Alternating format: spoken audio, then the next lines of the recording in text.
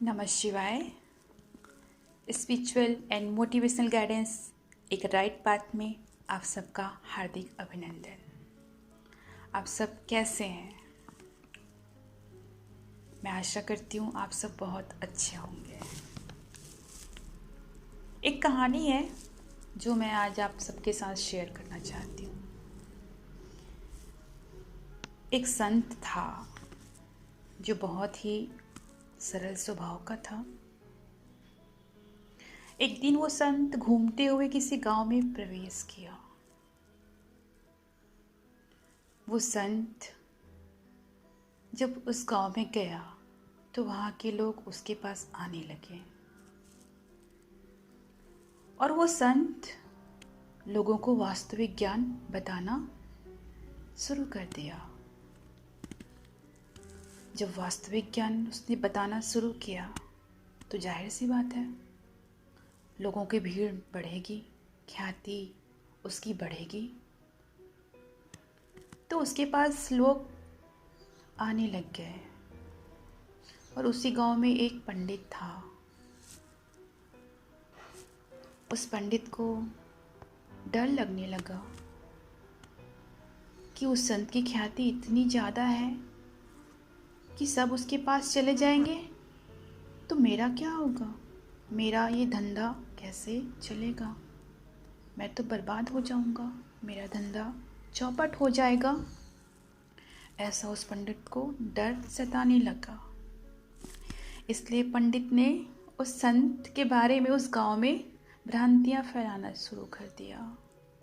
उस संत के बारे में गलत अफवाहें फैलाना शुरू कर दिया। एक दिन उसी संत के शिष्य को इस बात का पता चलता है कि पंडित ने गांव में लोगों को संत के बारे में गलत बातें फैला रहा है।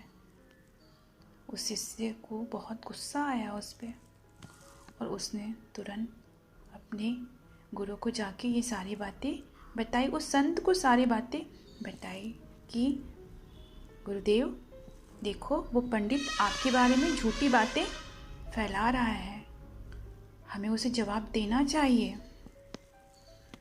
संत ने बहुत प्यार से कहा, तुम गुस्सा ना करो, क्योंकि अगर हम उसे जवाब देने जाएंगे तो क्या ये अफवाहें फैलना बंद हो जाएगा? ठीक, ये बातें तो होती रहेंगी, इसलिए हमें उसे जवाब देने में टाइम बर्बाद नहीं करना चाहिए। ऐसा संत ने अपने शिष्य से कहा। फिर संत ने एक एग्जाम्पल के थ्रू शिष्य को समझाया कि देखो, जब हाथी चलता है तो कुत्ते भी भौंकते हैं। अगर हाथी उन कुत्तों से लड़ने लगेगा तो उसका ही कद छोटा हो जाएगा, वह कुत्तों के समान माना जाएगा। इसलिए हाथी कुत्तों के भौंकने पर ध्यान नहीं देता है, वो आराम से अपने रास्ते चलता रहता है। ये बातें सुनकर शिष्य को जो गुस्सा आ रहा था वो शांत हो गया। इस पूरे वृत्तांत का आशय इतना है, सेव योर एनर्जी। हम सब यही गलती करते हैं, थोड़ी सी ऊपर उठते हैं, कोई हमारे गुरु के बारे में कुछ गलत कहता है या कोई हमारे बारे में कुछ गलत कहता है, हम उससे जाके फाइटिंग करना चालू कर देते हैं। ठीक, और हम अपनी एनर्जी को वेस्ट कर देते हैं। तो इस कहानी से इतना ही आप सबको लेसन मिलता है कि किसी पे ध्यान मत दो। अगर आप सही हो, राइट पाथ पे चल रहे हो तो चलते जाओ, इधर उधर जवाब मत दो।